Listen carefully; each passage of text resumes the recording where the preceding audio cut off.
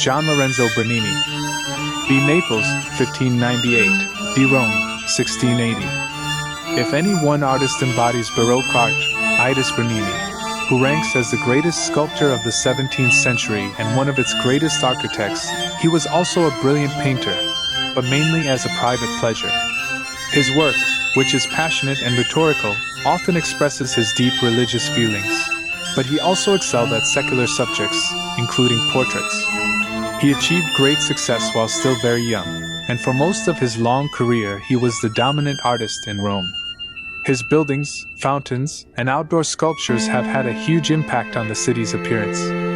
He worked for every pope who reigned during his career, and some of his greatest masterpieces are in St. Peter's. His other patrons included Louis XIV of France, for whom he worked in Paris in 1665. Lifeline.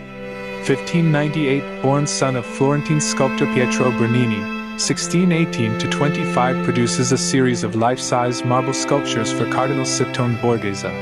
His first Magyar patron, 1623, appointed architect to St. Peter's, for which his work includes the Baldacchino, 1645-52, creates Ecstasy of St. Teresa, 1665, visits Paris, 1680, dies, aged 81. Baldacchino. This massive canopy rises over the high altar of St. Peter. Its twisted bronze columns rest on marble bases. 1623-34, gilded bronze and marble, height 29 St. Peter's, Vatican City. Closer look. Gilt perfection. The canopy's spiraling columns were modeled on ancient examples, thought to have come from King Solomon's temple in Jerusalem. Gilded surface decoration stands out strikingly against the dark bronze of the columns. The decoration takes the form of beautifully wrought vine leaves, often interpreted as a reference to the wine used in the Catholic Eucharist. Ecstasy of St. Teresa. Bernini shows the mystic Teresa in a spiritual faint in front of an angel, who has speared her heart with divine fire. Natural light falls across the group from a hidden window. 1645-52, marble, life-size, Cornaro Chapel, S. Maria della Vittoria, Rome, Italy. The Cornaro Chapel. Bernini was at his greatest when combining his skills as a designer, sculptor, and architect, as he did here. Notoriously self-critical, he regarded this masterpiece as his least bad work. 1645-52, marble, bronze, and other materials, S. Maria della Vittoria, Rome, Italy. Bernini strove with everything in him to make resplendent all the conceptual beauty inherent in whatever he was working on. Filippo Baldanucci, 1624-96, Florentine art historian. Apollo and Daphne. This is one of a group of early masterworks commissioned by Cardinal Scipione Borghese. Bernini shows the moment from Ovid's poem Metamorphoses when Daphne is transformed into a tree. 1622-24, marble, 243 centimeters high, Galleria Borghese, Rome, Italy. Closer look. Miracle in marble. Bernini's extraordinary skill in cutting marble enabled him to create effects that would have been beyond any other sculptor. Here he not only convincingly shows a woman turning into a tree but also captures the astonished expression on her beautiful face. Four Rivers Fountain. This is Bernini's best known and most impressive fountain, full of movement and peopled with over life-size figures representing the Danube, Ganges, Nile, and Plate rivers. 1648-51, marble and other stones, Piazza Navona, Rome, Italy. Piazza S. Pietro. With this vast colonnaded piazza in front of St. Peter's, Bernini succeeded in creating a grand space that could be used for many purposes, including holding the huge crowds that gathered for papal blessings. 1656-67, Piazza S. Pietro, Vatican City. Alessandro Algardi. B. Bologna, 1598, D. Rome, 1654. Apart from the great Bernini, Algardi was the leading Italian sculptor of his time. His style was more sober than Bernini's, and during the pontificate, 1644-55, of Innocent X, whose taste was conservative, he was the leading sculptor at the papal court. He had several large commissions, including one for a huge marble relief for St. Peter's, Pope Leo the Great driving Attila from Rome, 1646–53. However, Algardi is now most admired for his portrait busts, which show great dignity and skill in characterization. Beheading of St. Paul. This group is part of an elaborate altar composition, completed 1644, marble, over life-size, S. Paolo Maggiore, Bologna, Italy. Cardinal Paolo Emilio Zacchia. The figure Hassan imposing dignity, but the hands leafing through the book add a note of intimacy. 1650s, marble, 163 centimeters, Bargello, Florence, Italy. Domenichino B. Bologna, 1581, D. Naples, 1641. Domenichino, Domenico Zampieri, trained in the Carracci Academy in Bologna, then in 1602 moved to Rome, one of a number of Bolognese artists who followed in the footsteps of Annibale Carracci and capitalized on his success. He began his career in Rome assisting Annibale with his frescoes at the Palazzo Farnese, but he soon made a reputation of his own. By 1615, he was established as the leading painter in the city. Domenichino worked mainly on church commissions, frescoes and altarpieces, but he also painted outstanding portraits and landscapes. His style was noble and restrained, looking back to Raphael and forward to Poussin, although it became somewhat freer as his career advanced. He spent his final years working in Naples, notably in the cathedral. Lifeline. 1581. Born in Bologna, the son of a shoemaker, c. 1595 joins the Carracci Academy, see page 197. 1602 moves to Rome. Works at the Palazzo Farnese with Annibale Carracci. 1614 paints Last Communion of St. Jerome. 1617–21 works in Bologna and Fano. 1621–31 returns to Rome. Paints frescoes for S. Andrea della Valle. 1631 moves to Naples to work on a commission in the cathedral. 1641 dies in Naples, allegedly poisoned by hostile local artists. St. Luke. Domenichino skillfully fitted figures of the evangelists into the awkward shapes beneath the dome. 1624–25, fresco S.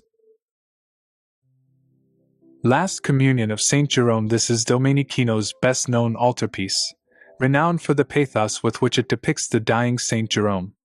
It was inspired by a painting of the same subject by Agostino Carracci, but far outshone its model in fame. 1614, oil on canvas, for 19 x 256 centimeters, Pinacoteca Vaticana, Vatican City. Closer Ioc. Surface textures. Detailed surface treatment of the fabric of the priest's garment, with shimmering highlights glancing beautifully off the perfectly observed folds, introduces a sumptuous note. This is echoed in the various different surfaces the picture, as well as in the rich palette of colors that Domenichino has used. Guercino, Giovanni Francesco Barbieri. Vicento, near Bologna, 1591. Di Bologna, 1666. Giovanni Francesco Barbieri is commonly known by his nickname Guercino, which means squinter. He was one of the most individual Italian painters of the 17th century, creating a bold and lively style that is highly distinctive. Guercino spent most of his career in his native North Italy, but he also had a brief period, 1621–23, in Rome. There he worked for Pope Gregory XV and for Gregory's nephew, Cardinal Ludovico Ludovisi, for whom he painted his most famous work, the exuberant ceiling fresco Aurora, 1621. When Guido Reni died in 1642, Guercino moved to Bologna and took his place as the city's leading painter. By this time, his style had moved away from the energy of his youth, becoming calm and dignified, and some of his late works have a Reni-like serenity and refinement. Lifeline. 1591. Born in Cento, 1607–10 apprenticed to local painter, Benedetto Gennari. 1621 paints Aurora fresco. 1642 moves to Bologna and succeeds Guido Reni as the city's leading painter. 1666 dies in Bologna. Erminia finds the wounded Tancred. This painting is typical of the artist's early, boldly lit style. 1618–19, oil on canvas, 146 x 188 centimeters, Galleria Doria Pamphili, Rome, Italy. Aurora. This captivating work depicts dawn chariots speeding across the skies. 1621, fresco, ceiling of the Casino, Villa Ludovisi, Rome, Italy. Closer look. Ceiling paintings here. Guercino has skillfully foreshortened his figures so that they look as if they are being viewed from below. This is especially clear in the horses. However, not all painters adopted this approach. Guido Reni painted his aurora opposite, as if it were to be seen at normal eye level. Giovanni Lanfranco, Viterenzo, near Parma, 1582, di Rome, 1647. Lanfranco spent part of his early career in northern Italy and most of his later years in Naples, but his key works were produced in Rome. There he was a rival of Domenichino, and during the 1620s he overtook him as the leading fresco painter in the city. During this period both painters worked in the Church of S. Andrea della Valle, Lanfranco decorating the dome with a glorious scene of the Assumption of the Virgin, 1625-27. This was the first dome painting in a full-blooded Baroque style, teeming with movement and emotion, and it was influential throughout Europe. In addition to his frescoes, Lanfranco produced many smaller paintings, mainly on religious subjects. He was also a prolific draftsman. Lifeline. 1582 born near Parma, late 1590s apprenticed to Agostino Carracci in Parma, 1612-34 in Rome. Paints Assumption of the Virgin 1634-46, works in Naples 1646-47, back in Rome 1647, dies shortly after producing frescoes for S. Carlo Aicatenari. Ecstasy of Saint Margaret of Cortona. The saint swoons in front of a vision of Christ in this powerful altarpiece. 1622, oil on canvas, 230 x 185 centimeters, Palazzo Pitti, Florence, Italy. Assumption of the Virgin painting was much admired by his contemporaries. The biographer Giovanni Pietro Bellori compared the thronging figures to the blending of voices in a choir, when all the sounds are in harmony. 1625-27, fresco S. Andrea della Valle, Rome, Italy. Ecstasy of Saint Margaret of Cortona / he saint swoons in front of a vision of Christ in this powerful altarpiece. 1622, oil on canvas, 230 x 185 centimeters, Palazzo Pitti, Florence, Italy. Guido Reni. Di Bologna, 1575. Di Bologna, 1642. Reni was the most famous Italian painter of his time, renowned throughout Europe for the grandeur and gracefulness of his work. In spite of his enormous success, however, he was often in debt because he was addicted to gambling. Reni spent most of his career in Bologna, but from 1601 to 1614 he was based in Rome, where his work included the ceiling fresco Aurora, 1614, painted for Cardinal Scipione Borghese. This is much more serene and classical in style than the slightly later, and equally famous, treatment of the subject by Guercino, see page 202. Reni painted several other mythological pictures, but the bulk of his work was on religious subjects. He is said to have taught more than 200 pupils, and they, and other imitators, produced a huge number of copies and adaptations of his pictures. Lifeline. 1575, born a musician's son, c. 1584-97, studies with Denis Calvert, then at the Carracci Academy, 1601-14, based in Rome, paints Aurora fresco, 1614, 1614-42, settles in Bologna, 1642, dies, and is buried with great ceremony in Bologna. Saint Matthew and the Angel. The dignified features are typical of Reni's work. See 1635-40. Oil on canvas, 85 by 68 centimeters, Pinacoteca Vaticana, Vatican City.